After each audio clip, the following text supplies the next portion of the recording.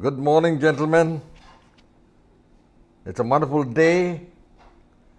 It's drizzling outside.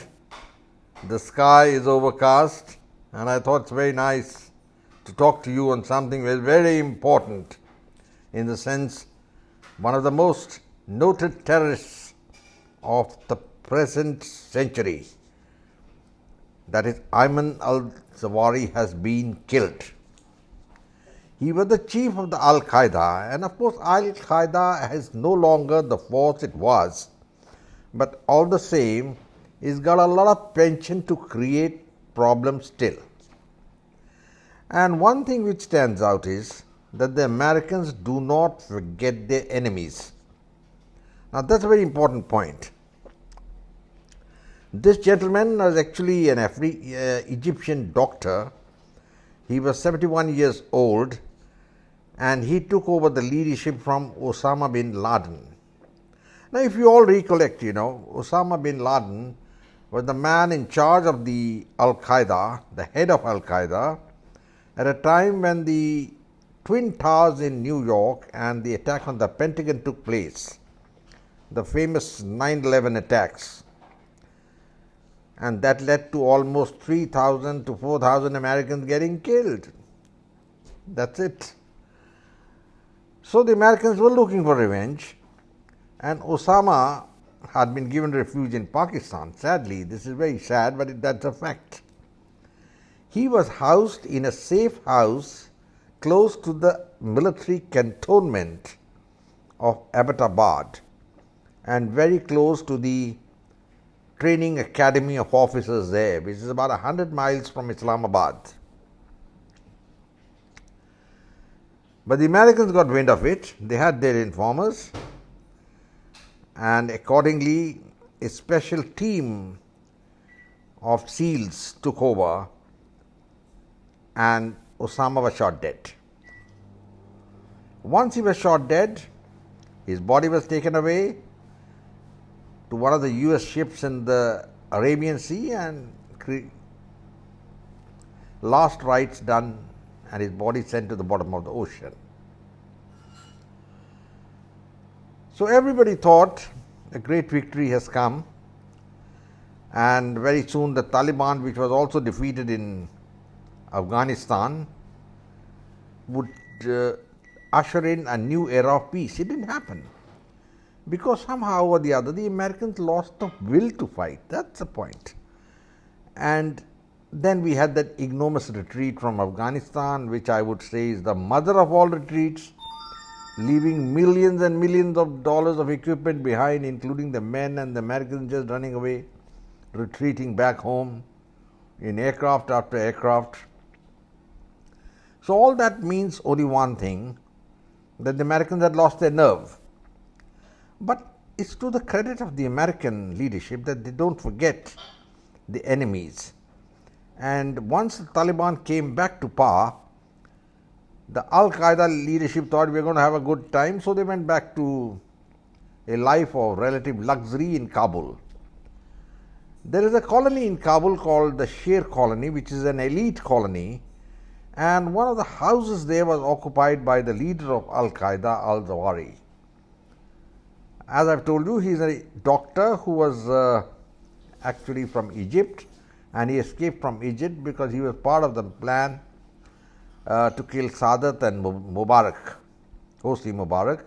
And when Hosni Mubarak became very tough on the Islamists, all of them ran away from Egypt and took refuge in Pakistan and Afghanistan. So after the death of Osama, this man took over as the leadership, as the leader, and he was probably feeling very secure in Kabul. But wheels turned between Zeals, and the CIA, the Central Intelligence Agency of the Americans, was keeping a watch on this man, and they had the informers, I think, from Pakistan. Now my information is that a lot of information about intelligence about this man was given by the Pakistan intelligence. Otherwise there is no way the Americans could know precisely what is happening in Kabul. Now, why the Pakis did it, I don't know. Maybe because they had a change of heart. They thought, well, better get on the side of the Americans, because they, as it is, in great financial trouble. Their balance of payments problem is there. They have to pay back billions of dollars in loans. So they applied to the IMF and the US for funds. Even General Bajwa has spoken personally to the American leadership. Please help us out. So let's see what happened on that. But at the same time, they did, I think, pass some information to the Americans. And the Americans were aware that Al Zawahiri was staying in a bungalow in Sher Colony. Now this man, who is 71 years old, would never go out of the house. And all the time what he would do was to spend some time in the balcony of the house. So if a man has to be killed, he has to be kept under surveillance and killed at the right time. I think Joe Biden personally authorized the killing of this man, but at the same time the Americans didn't want to kill other people. You know what we call as collateral damage, which they had done in Vietnam, bombing everybody and so many people getting killed. Even in Afghanistan they were doing the same thing. So they wanted to avoid collateral damage, didn't want any of the relations or friends or whoever they were with, along with the Egyptian doctor, to be killed. They just wanted the man dead. And this is precisely what they did. It's a tribute to American intelligence and their technology. I don't think in the world anybody else could have done what the CIA did on the 2nd of August. It is a stupendous feat to do that. And they used a special type of missile fired from a drone. This is called the Hellfire 9X. I'll tell you a little more about the Hellfire 9X a little later, but at the moment the repercussions are terrible for the Taliban leadership. They've been decimated. He was their main leader and he'd been eluding the American intelligence and everybody else for the last 21 years. And now what's happened? He just vanished, gone to the next world. But that is not victory, because another leader will take his place and we don't know whether the new leader comes up is going to be more rabid Islamist than this man. Because you remember, once Bin Laden died, the ISIS came up and then we had that terrible man Abu Baghdadi, and you know what Baghdadi did. Ultimately he was killed when Donald Trump was the president, when they found out about his hideout and sent dogs after him and he died like a dog. That's what Donald Trump said. Well, that's all over. Now coming down to Al Zawahiri, the doctor, he probably felt that he's safe, but then he was killed by the Hellfire 9X missile, which was fired from a drone. Now the drone, from where it took off, is a mystery, and frankly my personal feeling is that it took off from one of the Pakistan bases. May or may not be true, but definitely the drone, when it flew, it overflew Pakistan, there is no doubt about that, and then it released the missile to be fired to kill this man. And the beauty is, the photographs which show us of the balcony, there is very little damage to the house and nobody else got killed other than Dr. Zawahiri. Now that is something which is very difficult to explain, but if you look at the American technology and the way the weapon was used, it's possible. Now the Hellfire 9X missile, I'll tell you, is a missile that weighs about 450 kgs, and it doesn't have a conventional warhead. Most of the missiles which the Americans have used, they hit the target and explode. There's a big explosion, collateral damage is there, the person concerned is killed, but so many other people also get killed. This particular missile doesn't use any explosive at all. It uses a series of circular blades which rotate at very high speed.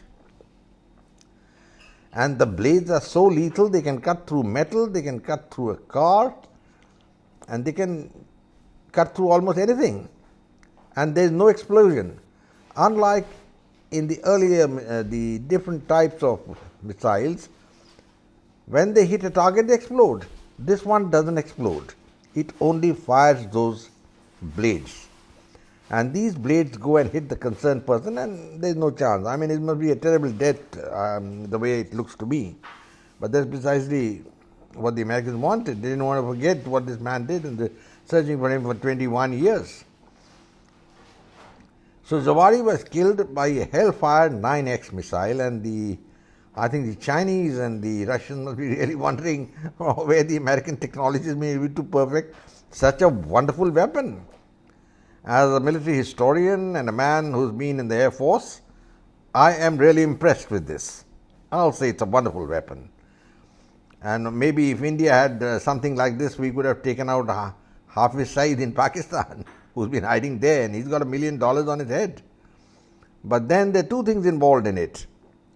One is the technology, and the second is the willpower. You can't do anything without willpower, and that the Americans have. They lost heart. Biden lost heart in Afghanistan, and I'm afraid that's been one of the black marks on its presidency.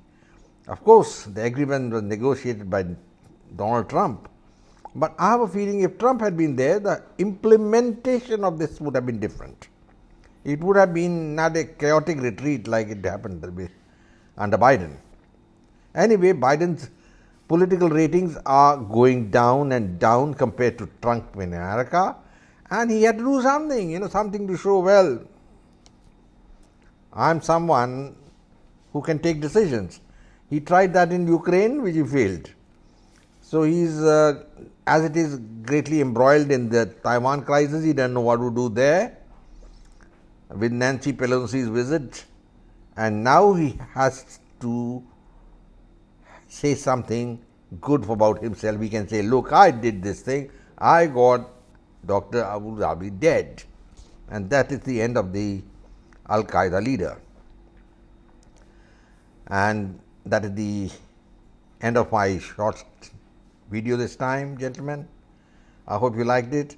The fact remains that the chief of Al-Qaeda has been killed by a Hellfire 9X missile without using conventional explosives, and used high-spinning blades, which is a tribute to American technology.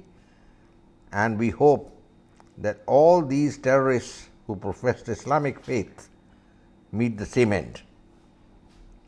Thank you very much for listening to my video. It's very nice talking to you. If you like the video, share it, like it, and of course subscribe. I close now, gentlemen, and I'll say Jai Hind. God bless you all.